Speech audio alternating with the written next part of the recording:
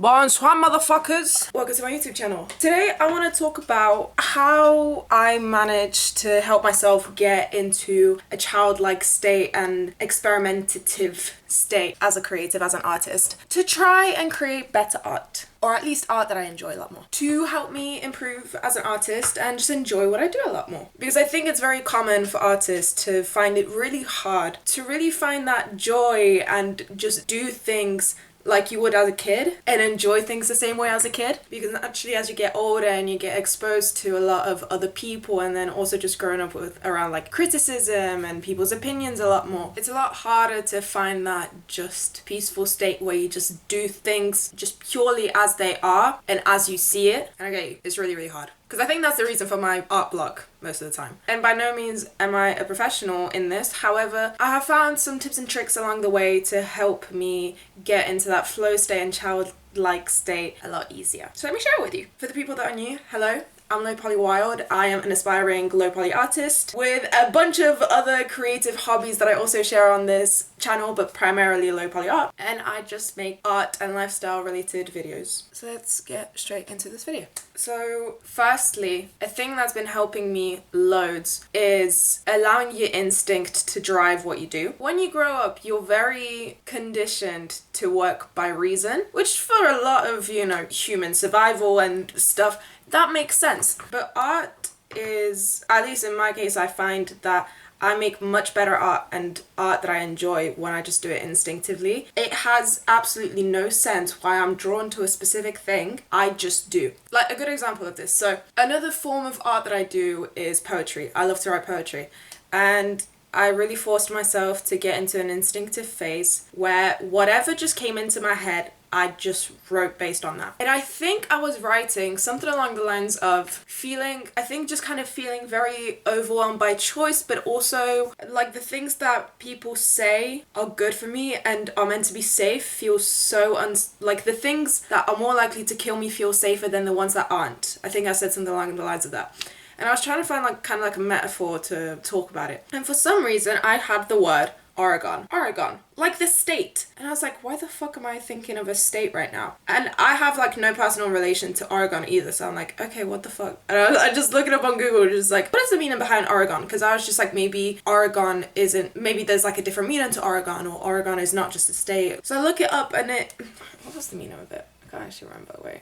Oh yeah, that's it. And the meaning of Oregon was hear the waters. And I was like, ah.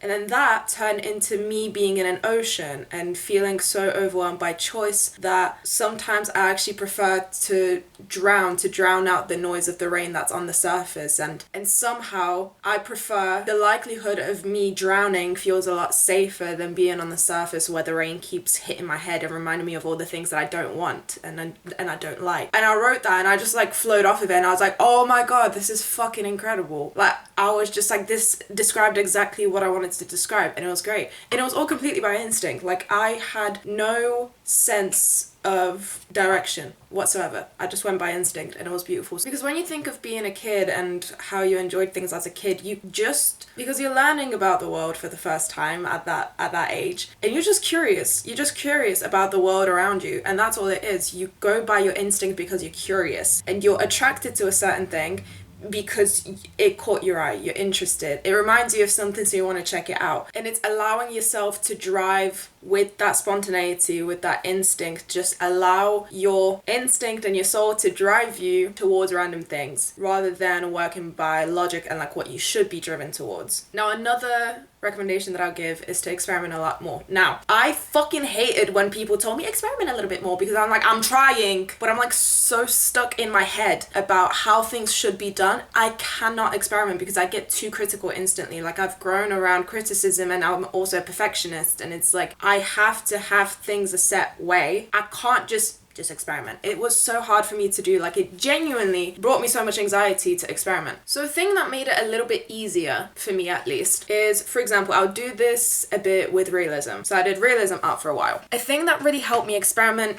a bit more is, and this can be done with anything that you feel so like stuck to structure with, write all of the like most basic core principles of making that thing. For example, with realism. Realism means accurate colors to your reference, aka, I don't know, neutral colors, that my skin is cream and my t-shirt is burgundy, that edges are soft, that there's no completely straight lines, that things are proportionate, that all of the facial features are in the right place, those types of things. And list all of it to the absolute basics and just change one of them to the complete opposite extreme. Having really soft edges, make completely straight lines. Just harsh, straight lines. Using the same colors, same proportion, same everything, but there's no soft lines. You don't blend anything. Everything is to its accurate colors. Do the complete opposite colors. Invert the colors. Make the colors the most prominent primary color within that color. Just color it in that. I mean, as in like cream, I think primary color of like orange. I only paint the face in orange or something like that. You know what I mean? The proportions are the same. Blow the head heavily out of proportion and make the body tiny. Or make the ears huge and make the eyes tiny. Something like that. You know what I mean? And I think thinking about experimenting in that way makes it a little bit easier, because when you're such a structured person that you need to have things a certain way, you also need a structured way to experiment. And doing it like that helped me a lot more to experiment with the things that I like without feeling too overwhelmed by it. Like one thing that I think I experimented with at one point is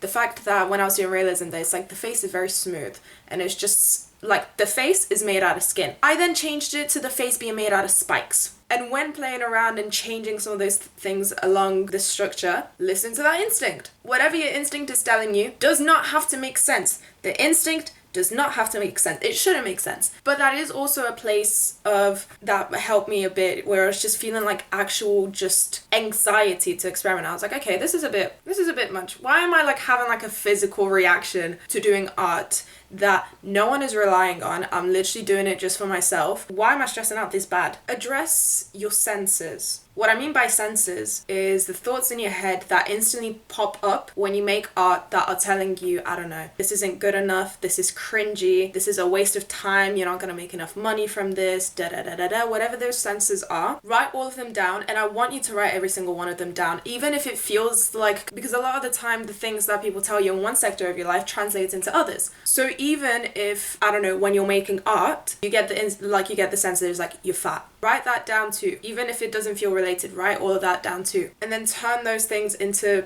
affirmations that you can say for yourself that are encouraging. And I know that sounds really like, this is also another one that I really hated, because it's one of those things that's just like, you know, if you're depressed, just go for a walk. And it's just like, sounds so fucking stupid that it's like, that's not really fucking helping. And I get your pain, but it does. Positive affirmations, when you get into a habit of just saying it, you don't have to believe it and you don't have to mean it at first, but you just get into a habit of saying all these positive affirmations as you're making the art and as those senses come into your head. Get into a habit of saying those positive affirmations that you say to yourself that is the complete opposite of your censor. I'm fat. I'm beautiful in the skin that I am. People hate my art. My art is worthy and I enjoy my art. I'm not gonna make enough money from this. I'm abundant in money and money is always trying to find me. Again, feels really fucking stupid, but you would be really, really surprised how much it changes your chemistry of your brain and how much it affects your perspective on your work. It's a gradual thing. Again, you're not gonna believe it for a while, but when you get into the habit of it, you still don't believe anything you say. However, it quiets the censor. So even though you may not believe exactly what you're saying for a while, at least you're not hearing the bad stuff that your censor is saying. But the thing I really recommend with that, and I mentioned it before, if you are stuck in your artistic journey and you need that creative like juices flowing and stuff like that, and also the things I was just saying about the senses, it's included in that, I really, really recommend The Artist's Way. I'm still in the middle of doing mine. I'm on week 6 at the moment, and it is such a beautiful guide. Some people have mixed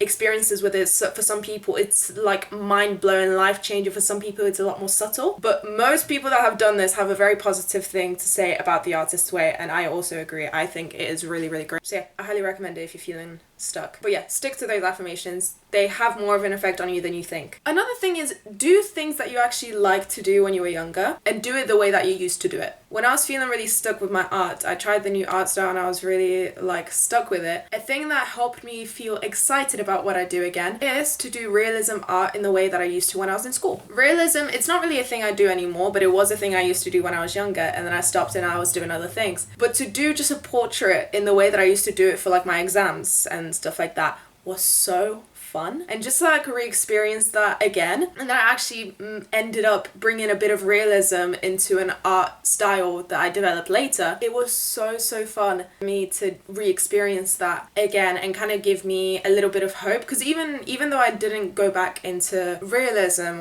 or anything like that, it kind of gave me a little bit of hope that it's like, okay, my creative juices are not like completely lost, they're still there.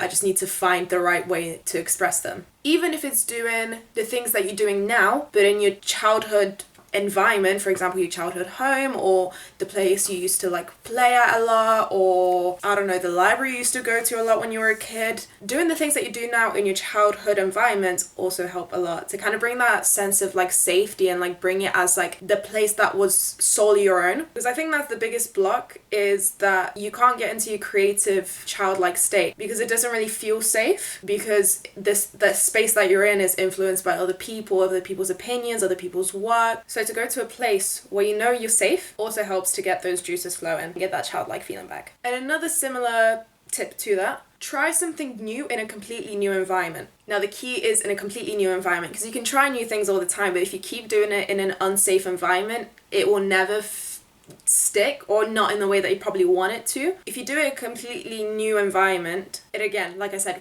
creates that safe space for you to express yourself like you want to and how you feel, and allow your instincts to flow in and just experiment a lot more, because it's a completely new environment. Completely new thing, completely new environment, completely new everything. And it gives you more of a blank slate for you to try things out, because you have no idea how to do them. You don't know the space you're doing it in, and it allows you to kind of start again. Like a thing that I did recently, a few weeks ago, was actually kind of all of those things combined together, in the sense of new thing in a new environment in a childlike place. So a safe space for me when I was a kid was the forest. I grew up surrounded by forests. Like I grew up in Poland, and like Poland is just filled with forests and fields and stuff like that. So my safe space was always the forest, and I feel so relaxed in a forest. So I decided to go to a forest to try this art style that I experimented with once before, but I wanted to experiment a little bit more. And it was these line art, black and white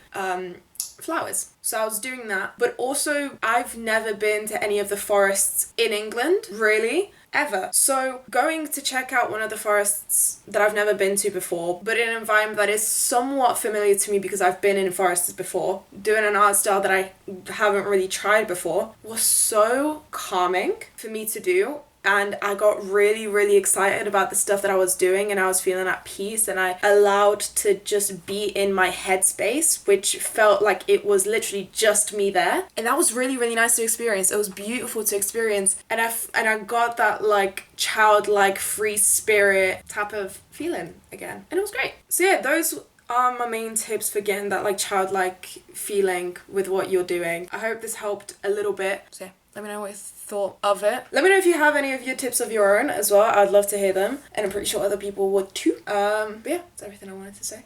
Thank you so much for watching, and I will hopefully be seeing you guys in my next video.